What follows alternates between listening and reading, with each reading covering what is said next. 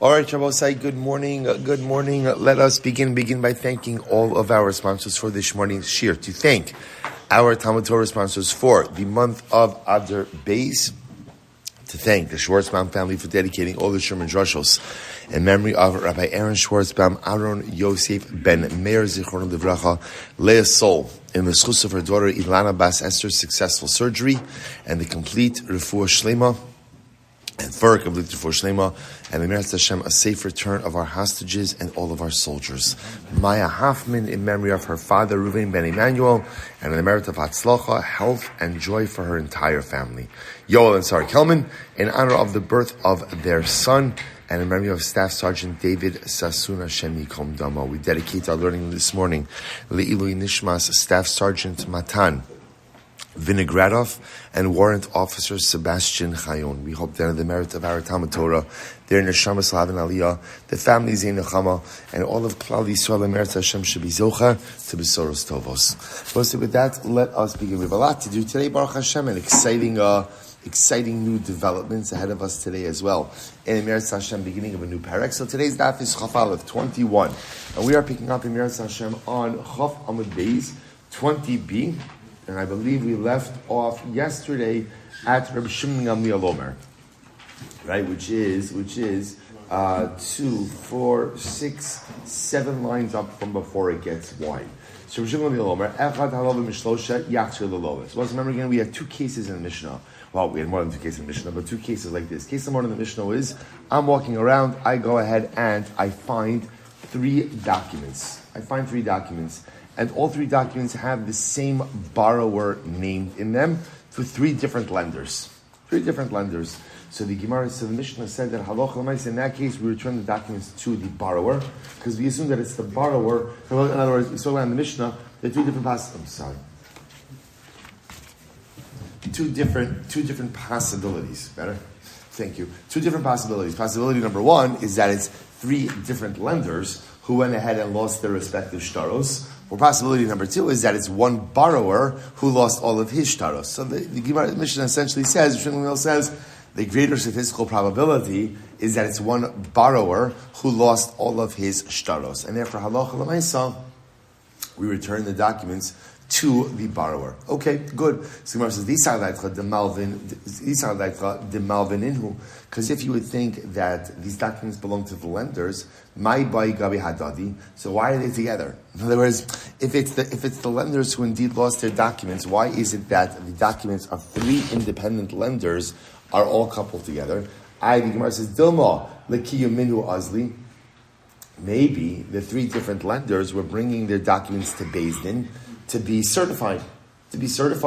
That's why they were lost together. To which the Gemara says, no, we're dealing with a case of where the documents are already certified. All right. Dilma miyada de safra nafel. So maybe it was the sofer who dropped the documents. In other words, maybe the documents were drafted, certified, the sofer was holding on to them, and it's the sofer who dropped them. So this is very interesting. The Gemara says, Lo mashi inish kiyume biyada de safra. It's not the derech of people to maintain certified documents in the hands of the scribe. It's not the way that it works. In other words, just realistically, like once your document was certified, that was with you. Therefore, again, the greatest probability is that it's the borrower. Since it's the same borrower, Reuven, named in all 3 documents, that it's him who lost it. Okay. Shlosha shalavu me'echad yachzer l'malos. So and then there's the reverse case. What happens if you find 3 documents, and again, all 3 documents are loan documents with different people, but same lender, same Reuven lender. So in that case, the Mishnah says we give it back to the lender. Says because if you think that it belongs to the borrowers, that it's 3 different borrowers, the Gemara says, my bo'u gavi hadadi.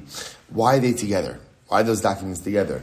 Dilma limichtevinu azli. So we'll say, so maybe it's 1 scribe, maybe it's 1 sofer who went ahead and was writing all the documents for 3 different people, to which the Gemara says, Dechsivi bitlas yadi safri. Interesting, the 3 documents were clearly written by 3 different scribes. How do you know that? Based on handwriting. So we'll say, so now, obviously you can't say it was dropped by 1 scribe, so therefore logically, if it's 3 different scribes, and the only common denominator amongst the shtaros is what? same lender. So Bepashtos, the lender dropped. He had a bundle of loan documents, right? And he dropped them. I have the Dimul Kaimin who Ozli. Maybe the document was being taken to be certified. The Gemara says, Malva Mekayim Shtare, Lo Mekayim Shtare. So the Gemara says, generally it's the derech of the lender to have the document certified, not the derech of the borrower. Okay, so therefore both say, so those are two halachas. So halach number one, you find three documents kind of together that have the same lender mentioned or the same borrower mentioned. Halacha l'maisa, we give that back to the lender or the borrower. Okay, so the Gemara says as follows, Imesh imahen symphonos. Symphonos. We'll say, so remember again, a symphone is a receipt. So remember again, now the Gemara is talking about the following case, Mishnah's case, that if you find documents, and together with those documents, you find receipts. So let's say, so now I have no recollection as to what happened over here. Was the document paid off, not paid off? So halacha l'maisa, the Mishnah says that wherever you find receipts, we always assume receipts are accurate. Receipts are accurate. Therefore, if you find a receipt that says, the document that you have in your possession was paid, I have no recollection. Halacha l'maisa, we assume whatever is within the receipt is in fact accurate. Okay? So the Gemara says as follows.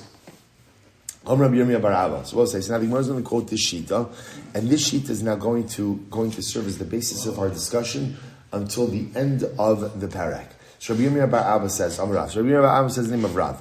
Simfon hayotze mitachas yedei malveh. We'll say if you have a receipt that literally again is in the possession of the malveh, of the lender. Afapi sheksav b'ksav yodo. Now both say, now remember again, who would normally be in possession? Well, okay, let's right. Afapi sheksav b'ksav yodo, even though the receipt itself is written in the handwriting of the lender. Eino ela kimisachek u'pasal. It's puzzle. Such a document has absolutely no halachic validity. Okay, so we'll say. So now remember, normally who would have the receipt? Right? Who gets the receipt? Right? It's the borrower. Right, the borrower, right? Because remember, again, the borrower pays back the debt. How do you know that somebody doesn't go ahead, right? The lender doesn't try to go ahead and collect again. You get a receipt. So in this case, what we're talking about over here is a scenario where the lender has the receipt. So Rabbi Yirmiyah bar Abba says the lender finds the receipt in his possession. So the Rabbi Yirmiyah bar Abba says even if that receipt is written in the handwriting of the lender, meaningless. Kimisachik ba'alma. Okay, so the Gemara says lomi boy ksav b'ksav yad sofer. So we'll say, so now it goes without saying that if this receipt is in the handwriting of the sofer, that is meaningless. Why? Well, this is incredible. Dika l'meimar safra isramile because of. So we'll say, so listen to this, because you could say it could be, and we'll say, we're used to having access to everything. But, Bepashtos, the Gemara is saying to have access to a sofer who knows how to write a document is not always easy. So maybe Reuven, the lender, figured like this. You know what? Chaim Yankel, the sofer, is here right now. I don't know when I'm going to find him again. Let me just have him write up a receipt. In other words, this way I have all my documentation, right? I'll get a bundle package. He'll write a receipt. He'll write the get for me, whatever, who knows, right? I'll get a ksuva for the second marriage, whatever. I'll have everything written up now. Let me just get everything now. So we'll say, so then, obviously we don't take it with any, so we don't assume it has any level of validity. Ella, what's the chiddush? Afilu ksav b'ksav yado pasal. Even if the receipt is written in the handwriting of the lender himself, which I will say normally something written in your own handwriting has an even more dramatic level of validity. Even in that case, we assume that the receipt is meaningless. Why? Because what is he concerned about? Reuven's the lender, right? Reuven's concerned about the following. Shimon's going to come one day. He's going to show up at my house, late in the evening. And what's going to happen? The kaparali. And he's going to be ready to pay me. But understandably so, Shimon the borrower is not going to want to pay unless what? Unless I give him a receipt. Di lo yahavi le lo yav lizuzi. If I don't give him a receipt, he's not going to pay me money. Therefore, echtov ano dichi aisi lizuzi etele. Therefore, let me just have a receipt ready. Let me just have a receipt ready in the event that he comes to go ahead and repay me, that I'm ready to go ahead and give him the receipts that I could accept payment. So this is the position of Rabbi Yirmiyah bar Abba, that if I, as the lender, find in my possession a receipt, whether that receipt is written, because the receipt doesn't really belong in my possession, it really belongs in the borrower's possession. So if I find it in my possession, halacha l'maisa, the receipt is meaningless. If it's meaningless, then how do I explain its existence? Either A, I ran into a sofer. It's not always easy to find the sofer, so I figure, let me just chaparai and write the receipts for me. Or even if it's in my own handwriting, we just assume that I was trying to be proactive and be ready in the event of repayment. But otherwise, again, halacha l'maisa, Yirmiyah says, a receipt in the possession of the lender is halachically meaningless. Okay, so here we go. So we'll say, so now remember, obviously this seems to contradict the Mishnah. The Mishnah Gemara says, Tanan, im yeshima symphonos, yasam asher symphonos. So what the Mishnah said, right? The Mishnah explicitly said that if I have a pile of loan documents, right, in my possession, I'm the lender. And again, I find in that pile receipts. So the Mishnah says, we listen to the receipt, so to speak. In other words, that the receipt is valid. We assume if there's the existence of a receipt, even though, again, the receipt is in the possession of the lender, we assume that the debt has been paid. So the Mishnah directly contradicts Rabbi Yirmiyah bar Abba. Rabbi Yirmiyah bar Abba directly contradicts the Mishnah. To which the Gemara says, Kidam Rav Safra, shenimsa bein shtaros kiruin, hachinami shematzu bein shtaros kiruin. They both say, what's the case? The case over here is that halacha l'maisa, you find this receipt amongst torn documents. Take a look at Rashi, second wide line in Rashi, ben shtaros kiruim, v'hu eino karua, v'fichach somchin ala shover shemakom ashtar mochiach ala shover shu emes, shemlo nifra lo haya no sein shtar eitzel ashtaros kiruim. So I will say, the case in the Mishnah is as follows. I have a pile of loan documents, and the loan documents are torn. They're torn. And again, together with those loan documents, I have a receipt that says that the borrower paid me back the money. So I will say, generally, after a document was no longer valid, it would be torn. Now, this document wasn't torn into pieces, but it was torn. So the fact that the document was torn, coupled with the presence of the receipt, you put that all together, and what conclusion do we come to? That the debt was paid. That's the case. That's the Mishnah's case. So it's not a contradiction. So Rabbi Yirmiyah bar Abba could be saying in a stamp case, where the lender has a receipt, but the loan document is fully intact. In that kind of case, we will say that, a receipt in the hand of the lender is absolutely meaningless. What about the fact that the Mishnah says that if you have receipts in your possession, it's meaningful? Not a contradiction. The Mishnah's case is where the loan documents that I have are torn, indicating again, either they've been repaid or they're compromised in some way, and then the accompanying presence of the receipt indicates that indeed the receipt is authoritative, the documents have been paid. Beautiful, beautiful. We're both saying this is one of these moments where the universe is in perfect equilibrium, right? Everything now makes sense, fantastic. Almost like you don't want to move on. But we have to move on. That's the way it works. Says the Gemara, Tashma. Let's go back to Tashma. Nimsa le'echad ben shtarosov shtarosh Yosef ben Shimon parua. So the Gemara says, let's say like this. So it's actually very interesting. I lent money to two guys named Yosef ben Shimon. Right? Already you know where this is going, right? So two guys in my city, both named Yosef ben Shimon, right? And I lent them both money. Okay, so amongst my documents, I find that there's a loan document that says Yosef ben Shimon, right? And it says that it's parua, that it's paid back. Rashi says over here, Nimsa ben shtarosav masnisin hi beget pasha shnei Yosef ben Shimon beir achas v'nimsa shover la'adam echad ben shtarosav v'kasab bo shtarosh Yosef ben Shimon. So I'll say, so I lent money to two Yosef ben Shimons, and I have one receipt in my possession that says the debt of Yosef ben Shimon is paid. Okay, now I'll say, there's two things going on over here. What are the two things? Number one, it's interesting, that as the lender, I have the receipt, right? Because that's not normally the way that it would work. So that's interesting by itself, right? But Lamaisa, bless you, the bigger problem over here is what? What's the bigger problem? I don't know which Yosef ben Shimon paid his debt. So what's the halacha? Shteyen peruin. Wow.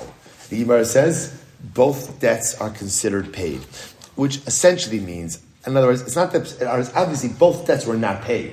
What's the problem? I will say the problem over here is a collections issue, right? In other words, that I don't know whose debt has been paid. Clearly, someone's debt has been paid.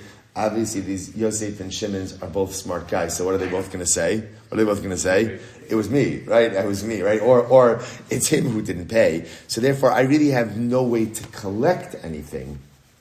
Shnei Peruim. So both say. So what do you see from here? What do you see from here? Once again, this is Kashan Rabbi Bar Abba, because from here you see that the presence of a receipt in the hands of the lender is halachically significant. That contradicts Rabbi Yirmiyah Bar Abba, who said that the presence of a receipt in the hands of the lender is meaningless. So again, the Gemara says, "Kidam Rav Safra shenim sebein shtaros kiruin hachinami shenim sebein shtaros kiruin." So the Gemara gives the same answer. The same answer is we're talking about loan documents that are torn.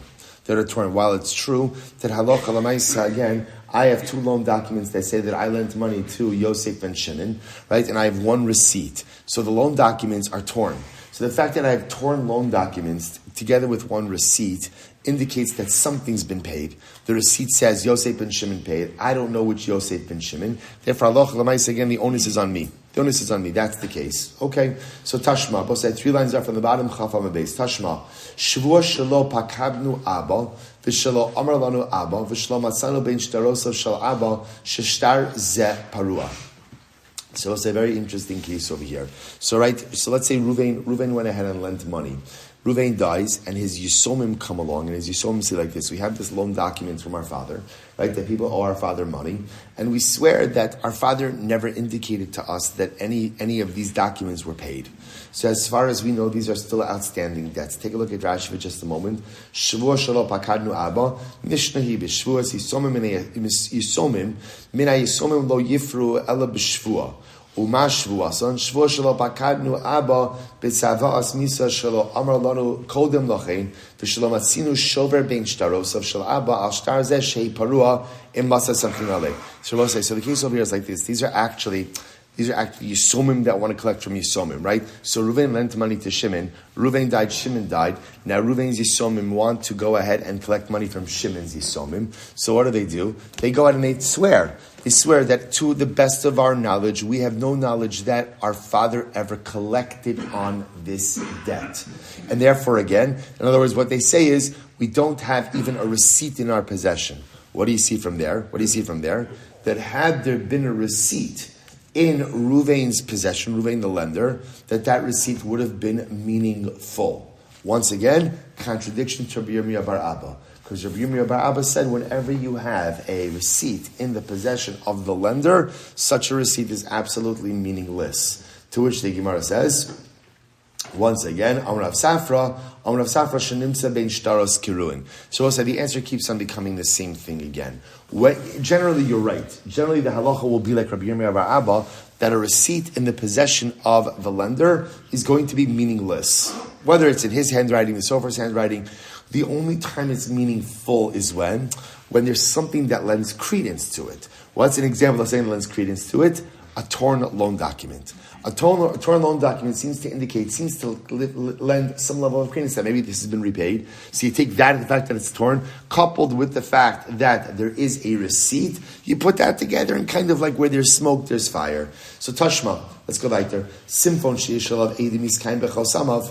So I'll say, if you have a receipt that has witnesses on it, ultimately again, you could uphold the receipt with the testimony of the witnesses. So the Gemara says, what does this mean? Ema yiskayim mechosamav. What it means is you could uphold it, in other words, through its witnesses, through its signatures. What does that mean? About type of Chafalif 21a. What does that mean? Tishailinan lahu l'sahadi. In other words, we'll say, we don't just rely on the receipt. In other words, if there is a receipt found in the possession of the lender, we don't just rely on that, even though it's a signed document. But what will we do? We'll say, you know what? Yisachar and Zvulun, they're the witnesses that signed on this shover. Let's give a call to those guys, right? Let's see what's going on with those guys. The Shailina and the Sahadi, we ask the witnesses, I parua, ilo parua. So this is interesting. So in other words, even if we adopt the position of Yirmiyah bar Abba, namely that halacha l'maisa, a receipt in the possession of the lender is going to be halachically meaningless. If that receipt is signed by witnesses, which Bapashto said would be, what you could do is get the witnesses in, right? Yisachar Zvulun, you signed on this. Tell me, I'm assuming that means that you have first-hand knowledge that the debt was paid. Tell me about that. Okay, so now if you could get actual testimony about that, then enachinami, that is going to carry weight. Incredible. So the Gemara says, Tashma, simfon sheish lavedim kasher. If you have a simfon, a receipt that has witnesses signed out on its kasher, my edim. So what kind of witnesses are we talking about? Edei kiyum. So we'll say, so we're talking about again edei kiyum. In other words, that it's a certified receipt. Rashi says over here, edei kiyum shekasvu henpik debeidina lo mekami ela imkein para. So we'll say, okay, so now we're seeing another kind of twist in this. Up until now, we've been talking about an uncertified receipt. Obviously, we'll say if you have a certified receipt, Beis Din only certifies a document, or I should say, Beis Din will only certify a receipt if what? If they know with absolute certainty that repayment occurred. Okay, so now this may be a little bit different. If you have a certified receipt, that carries a tremendous amount of weight. This appears to be clear. Mediktani seifa v'she'in alav eidim pasal. Right? If there are no witnesses on it, then ultimately it's pasal. So the Gemara says, "Ma'in alav eidim." What does it mean? It doesn't have witnesses. Ilema delaki eluya eidim klal. Tzricha lemember the pasal. So it says, obviously, if you have a receipt and the receipt has no eidos on it, okay, then there's nothing to talk about. So we'll say any document that doesn't have testimony on it is not worth the paper that it's written on. Elalav eidei kiyum. Rather, we must be talking about over here that it means is if you have a receipt that has witnesses that are part of Beis Din certification, that is a good receipt. If it doesn't have witnesses that are part of a certification, then ultimately, again, it could be challenged. So the Gemara goes right to Gufa, Simfon sheyesh alav eidim yiskayim bechosamav. Ein alav eidim v'yotze mitachas yidei shlish. So we'll say, now watch this. And the Gemara says, quote what we said before. If you have a simfon, a receipt that has witnesses on it, yiskayim bechosamav. You could uphold the validity of the receipt through talking to the witnesses. Ein alav eidim, if there are no witnesses on it, v'yotze mitachas yidei shlish. And I will say, a third party is producing the receipt. Oshi yotze la'achar chitum shtaros. Or, this is actually interesting. What if the receipt is written on the loan document? In other words, you have a loan document, and after the signatures of the witnesses in the loan document, you have a receipt written on the loan document itself, kosher. Ultimately, it works. Now, why is the Gemara says, Yotzi mitachas de shlish, dahem de mava l'shlish. Now, obviously, if you have a third party in possession of the receipt, then that would seem to indicate that the lender trusted this third party to hold on to the receipt, and that would work. La'achar chitum shtaros. Similarly, again, if your receipt goes ahead and appears on the actual loan document itself, nami, that also attests to its validity. Why? Dilav di paria lo havamari le'lishtare. I will say, remember again, that loan document, that is the mechanism of collection for the lender. If that receipt was not true, the lender would have never allowed it to be written on the document. Why? Because that will erode his ability to collect. So the fact that it's there, therefore, halacha l'maisa indicates its validity. So I will say, if we bring this all together in the wide world of receipts, what we find is as follows. So we will say, it appears that the Gemara does in fact accept the position of Rabbi Yirmiyah bar Abba. And therefore, normally, when there is a receipt to be found in the possession of the lender, it's meaningless. It's meaningless. Whether the receipt was written by a sofer, the receipt was written in the own handwriting of the lender, it doesn't make a difference, it's meaningless. Except for the cases where it's meaningful. Right? What are the cases where it's meaningful? So number one, if the loan document itself is torn, which seems to indicate that it was repaid, and then you have the presence of the shover, or the simphone, the presence of the receipt, that's going to indicate the validity of the receipt. Or additional cases as well, which is, I will say, a certified receipt is valid, because Beis Din will not certify something unless they know with absolute certainty that the loan has been repaid. Or if you go ahead and you identify the witnesses, sign them the receipt, and ask them to testify, that could also be valid. Or if the receipt is held by a third party, also indicates validity. Or if the receipt itself is written on the loan document, then again, I will say that also attests to its validity. Incredible. Anything and everything you ever wanted to know about receipts. So I'll say, Hadrin Aloch, Shnai Mochzin. Mazel Tov. Mazel Tov, I will say, our first parak in Bava Metzia, successfully under our belt. Mazel Tov, and a special Mazel Tov to Eitan lesson on finishing the first parak of Bava Metzia. Incredible. It's probably Eitan's first siyum on a parak. Jeremy, this like, you got to take him out for dinner. This is like Serengeti. This is like, Eitan, you deserve something for this. Okay, so you deserve something for this. Emir Tzashan. Incredible accomplishment.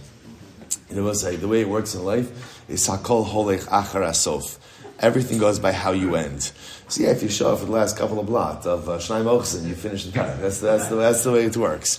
That's the way it works. All right, we'll say, so exciting. Eila Metzias. All right, so we'll say, second parak of Bava Metzia, say Eila Metzias. Here we go. This is going to be a very, very, very fun ride.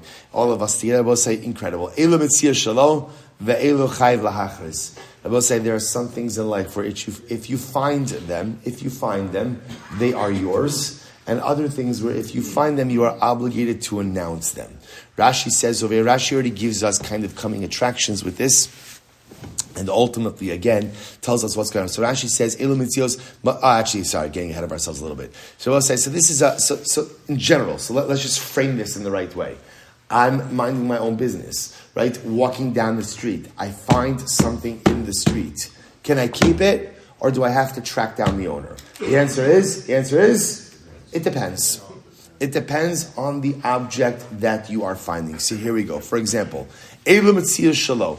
So I'll say, let's go through some examples, ultimately, of some things in life where if you find them, they are yours.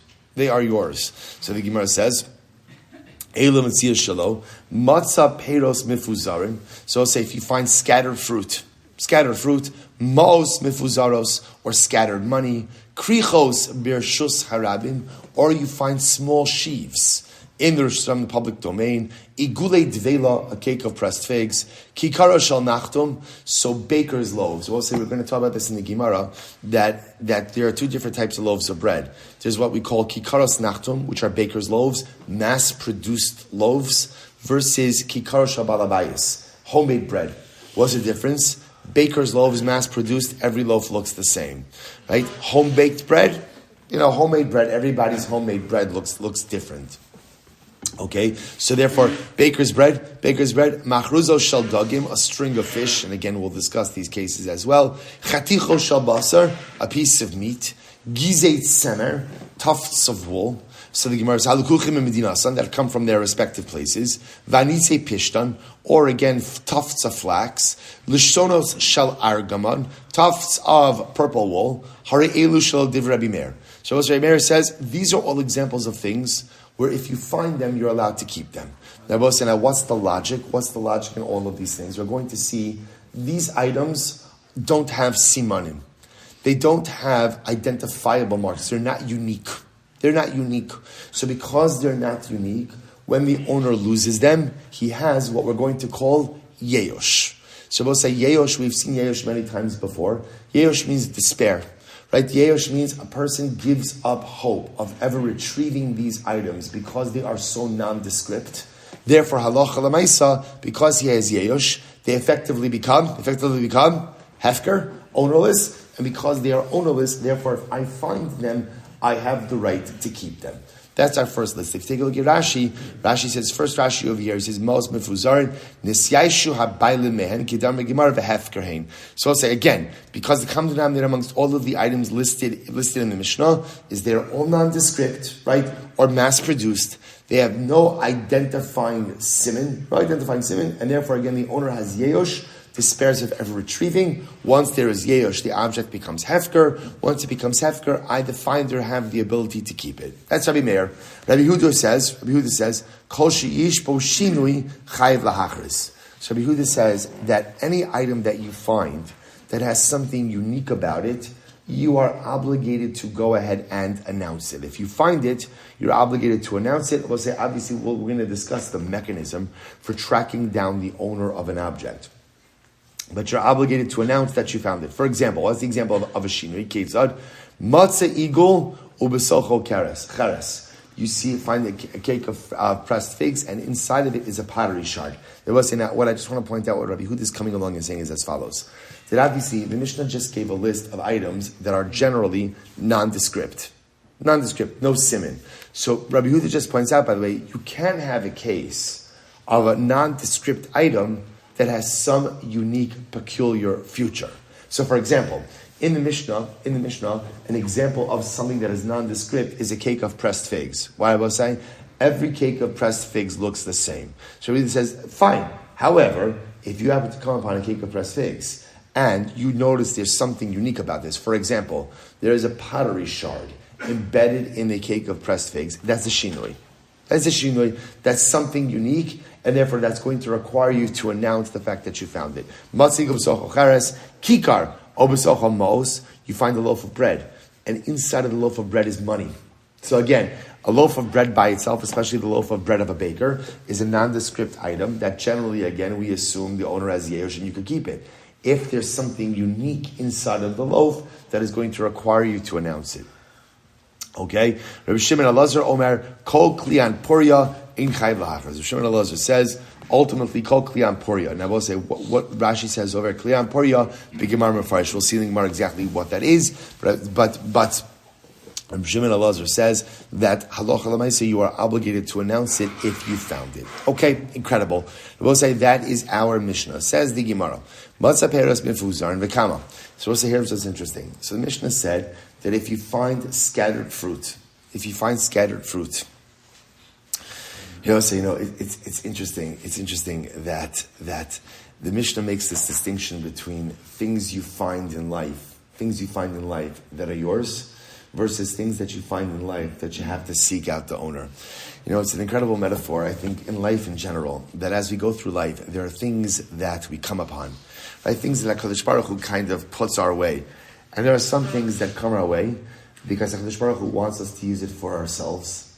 And there are other things in life that HaKadosh Baruch Hu kind of puts in our lives. Why? Because He wants us to use them for others. He wants us to use them for others. And sometimes we make the mistake of thinking that all of the brachos we have, all of the metzias, because I'll say, to be clear, nothing in life that I have is mine. Everything that I have in life is found. It's all found. It's a gift from HaKadosh Baruch Hu. So there are certain things in life, certain metzias that you have that are shalom. HaKadosh Baruch Hu wants you to use it for you. But then there are other things that you find in life. Chayv l'hachris. You got to figure out, HaKadosh Baruch Hu gave this to me, but maybe it's not for me. Maybe it's not for me. Maybe it's for you. Maybe it's for my community. Maybe it's for my klal.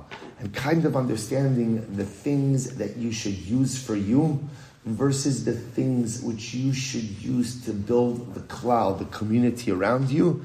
It's a very fine science, right? What's for me, what's shalom, and what's chayv lahachris, something that requires a tremendous amount of thought, because all too often in life, there are beautiful brachos that HaKadosh Baruch Hu has kind of given us that we sit on and that we keep for ourselves. And meanwhile, HaKadosh Baruch Hu is saying, no, you get it wrong. I didn't give that to you for you.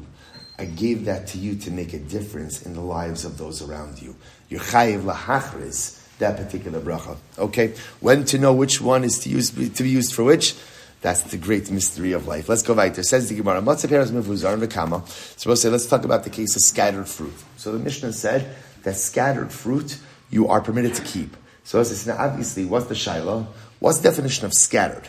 Right? Now remember, there's two things that go into scattered. Number one is amount. Number two, area.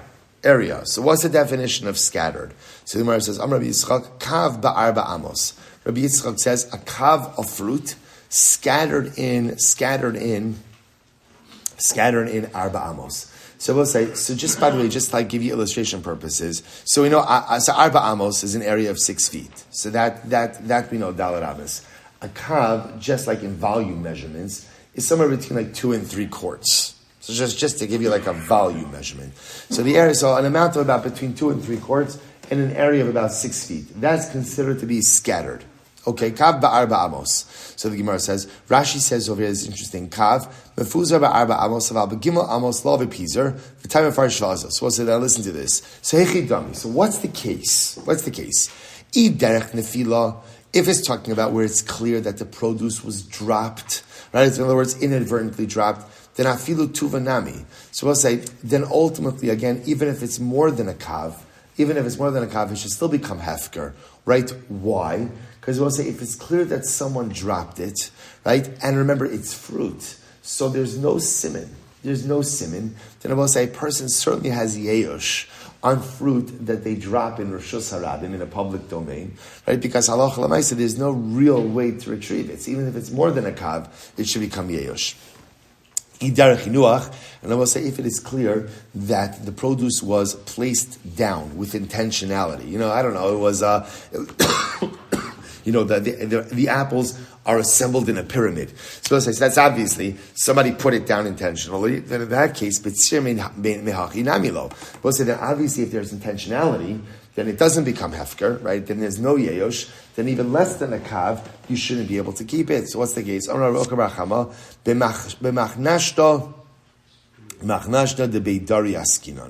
so we're actually talking about produce that is left on the threshing floor. Take a look at Rashi. B'machnashta de beidari, b'shas asifas granos, v'kan dashan ba'alehen, v'nas v'se'ikr v'nosu elu. So what are we talking about here, boss? We're talking about, let's say, a publicly used threshing floor. So what happened? Someone left behind produce. So I bring my produce to the threshing floor. Apparently, it wasn't uncommon, right? After you threshed, you gather up your produce. At a certain point, certain produce is left behind simply because it's not worth the effort.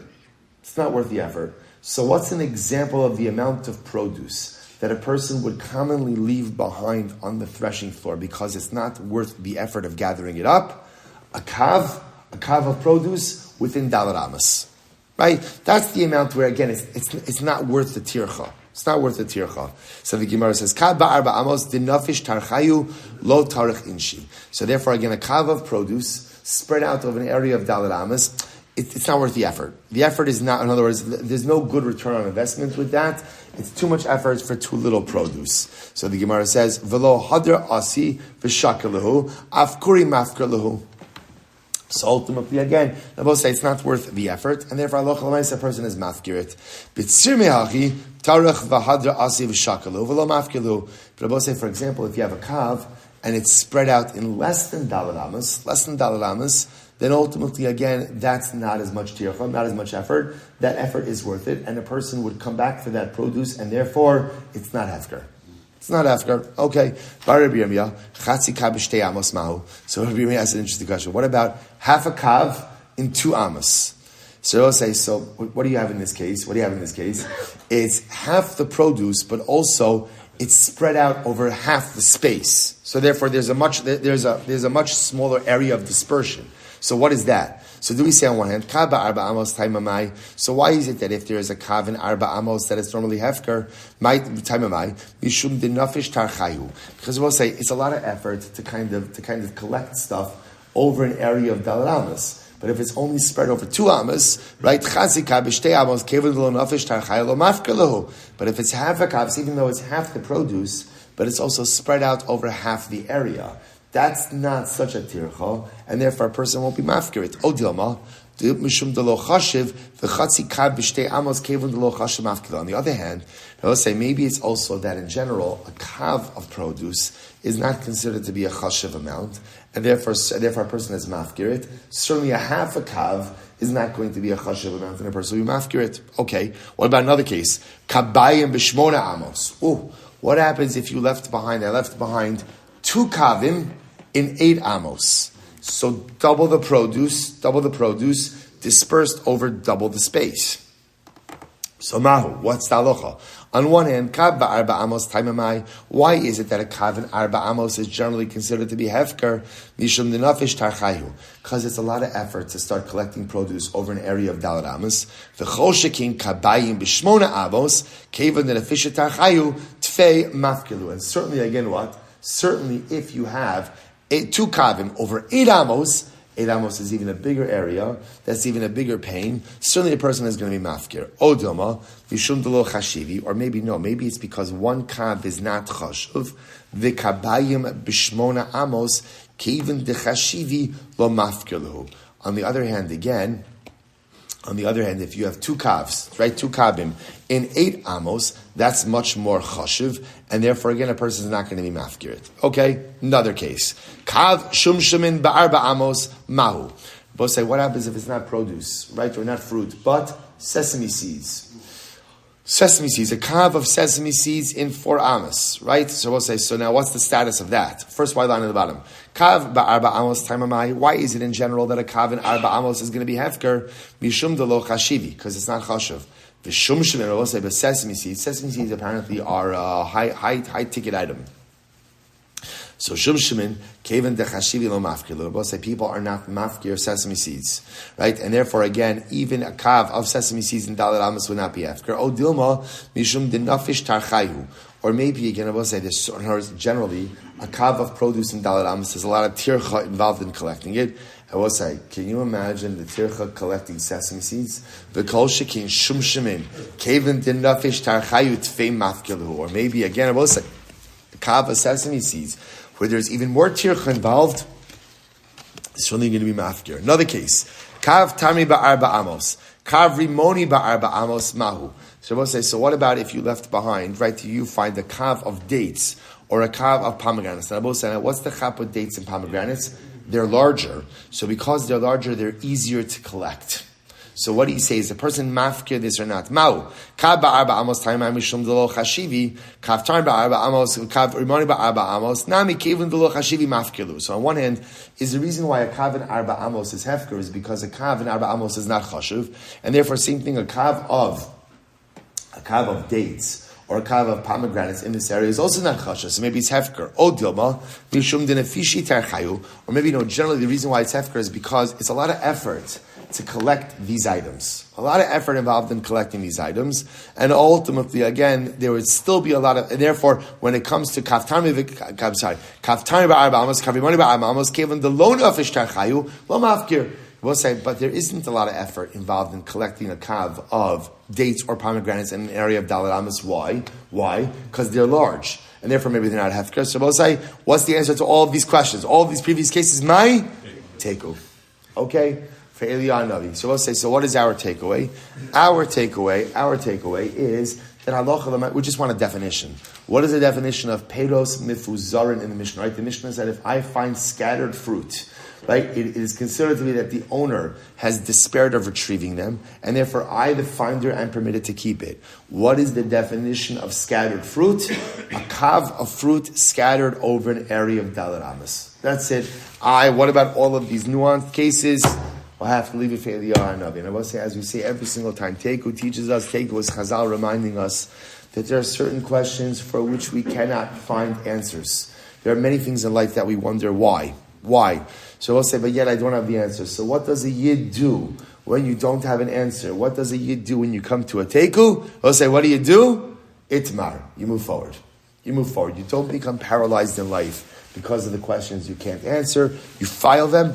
You recognize one day the day of answers will come. But until that day, we keep moving forward. Itmar. Here we go, both sides. It's very exciting. Itmar Amud Days. Yesh Shalomidas. Oh, okay. Here we go. I'll say Yesh Shalomidas. Here we go. Very exciting sugya. So what's Yesh Shalomidas? Look at Rashi. Top Rashi on Chafal Family. Yesh Shalomidas. Rashi says, Davar Shestamo Yesh. Both say, watch this. Yes, that's the following case. What happens, right? Reuven's walking down the street. Reuven loses something. Right? Reuven loses something. And he lost the type of item that, right now, Reuven does not know that he lost the object. Right? Now, but when he does find this out, it's going to be the kind of thing that is going to have Yeyosh on. Right? I'll just give you a very simple example, right? Reuven is walking down the street, he loses a $20 bill. Right? They both say money is something where if you lose it, there's no way you're getting it back.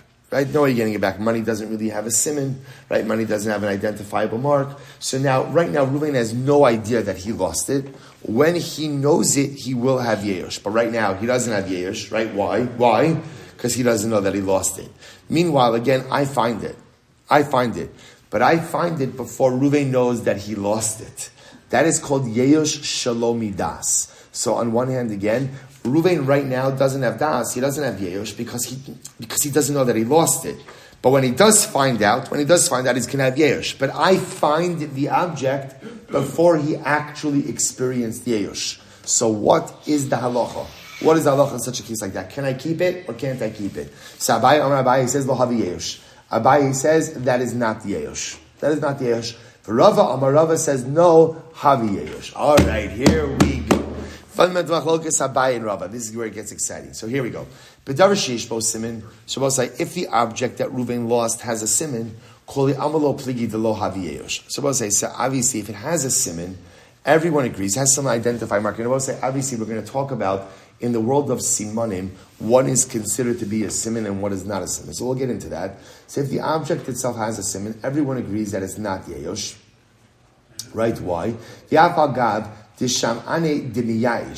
Right? L'sof. And even though if I hear later on that Reuven in fact did have Yeush, lo have Yeush, Dichi asi liyadei bi isura huda asa liyadei, Dichi nafal, Dichi yada de nafal minei, lo miyayish. Meir Amar Simna Isti Bigave, Yehevna Simna Vishakil Nalei. So we'll say it goes without saying like this. If Reuven loses something and the object has a siman, and I find it, so certainly I can't keep it. Why, Rabbi say? Because since the object has a siman, right, the assumption is that Reuven is not miyayish. Why is Reuven not miyayish? Why is he not miyayish? So listen, I have a siman. So because I have a siman, therefore I have the ability to retrieve the object. And because I have the ability to retrieve the object, therefore halacha l'maisa, I'm going to get it back.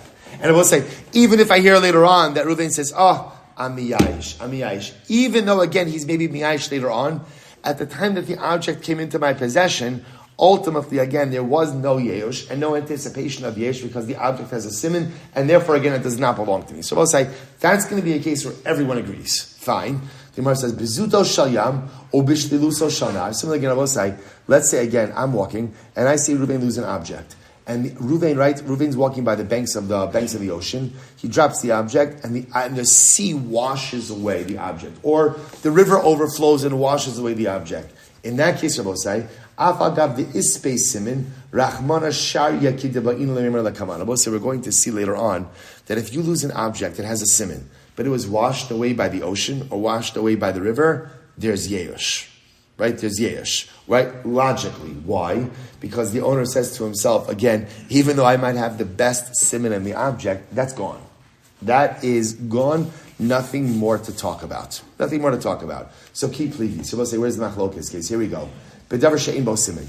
So we'll say, the machlokes is in the case of where Reuven is walking down the street, loses an object, right? What kind of object does he lose? What kind of object? No simin. No identifying mark. Reuven does not know he lost the object. So I find it even before Reuven knows that he lost it. So I'll say, so now watch this. This is fascinating. So watch this. The object is a type of object. What is going to be Reuven's eventual response when he realizes that he lost it? What's going to be his eventual response? Yeush. Right? Yeush. The difference just is, he doesn't know that he lost it now. So there is no Yeush yet, but I found it already.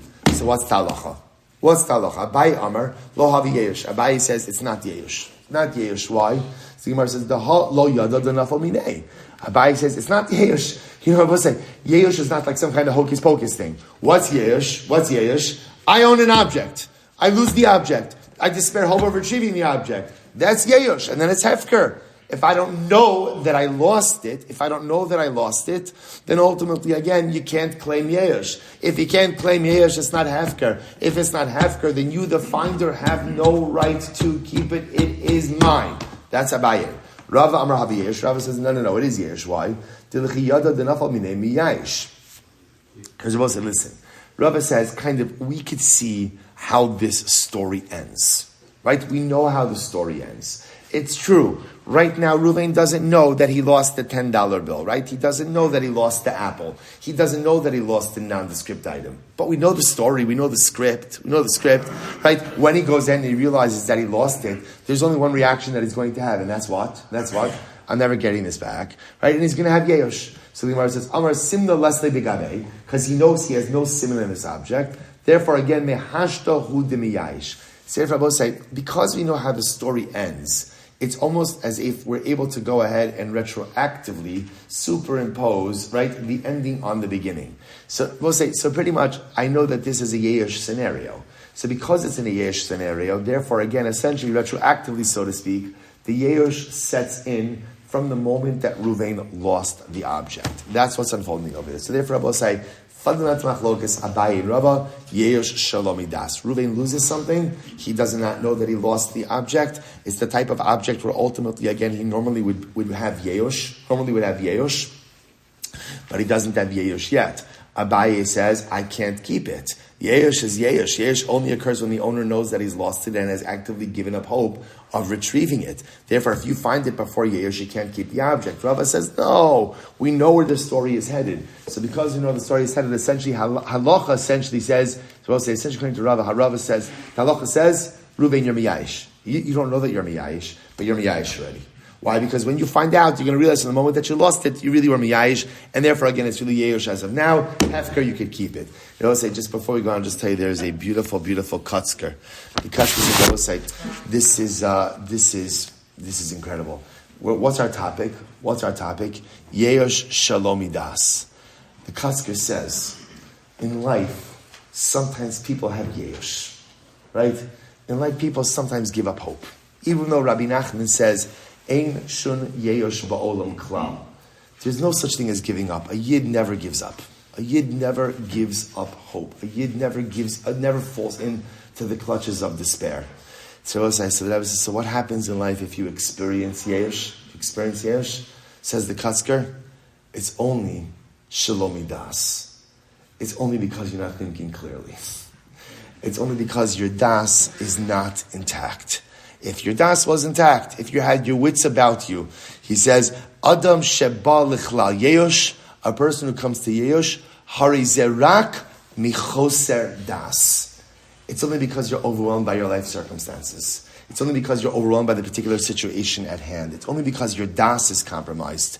Mishyesh lo das, because someone who has true das, someone whose das is intact, eno misya'ish li olam, never experiences any kind of yesh. And I will say this is so incredibly important to know, that the power of a Jew, the greatest power of the Jew, is that we never experience yesh. And when we do experience yesh feelings of despair, it's only because my das has been compromised. It's only because I'm so overwhelmed by my circumstances that I'm not thinking clearly.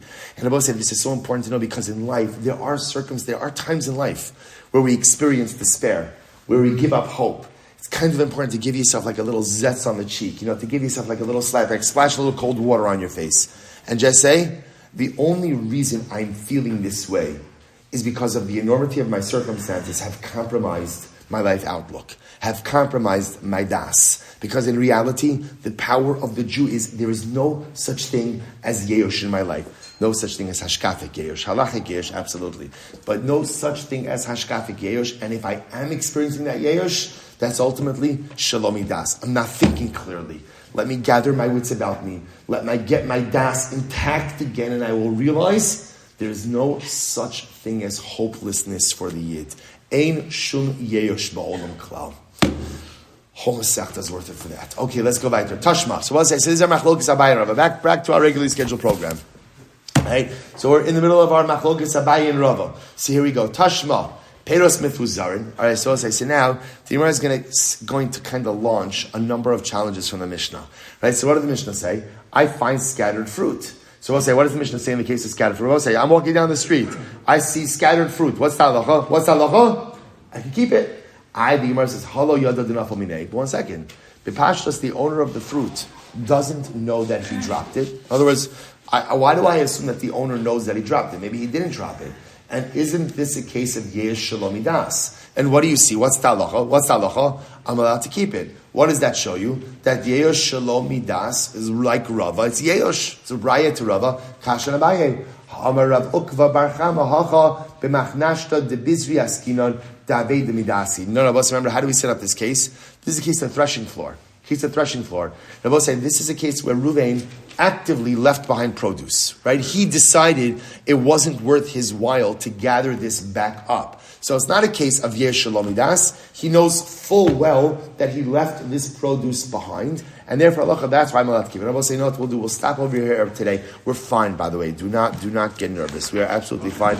A lot of short dapim, like in a couple of weeks, coming our way. I'll say again, it's like fine wine. Just because, right, you're not going to gulp it. So we're not going to gulp down Gemara. We have plenty of time. So again, we're leading off with the mitzvah Smachlokas Abaye and Rava. Emir Hashem will clarify it a bit more tomorrow. Shkoyach Mazel Tov on the siyum of the first parak. And tremendous Mazel Tov starting in the Metzia. Shkoyach Chavra. All right, Chavra on Zoom. Have a great day, everyone. Good to see everyone. Really a zechus. Mazel Tov on finishing Shnai Mochsen. Mazel Tov on beginning of the Metzia. Incredible.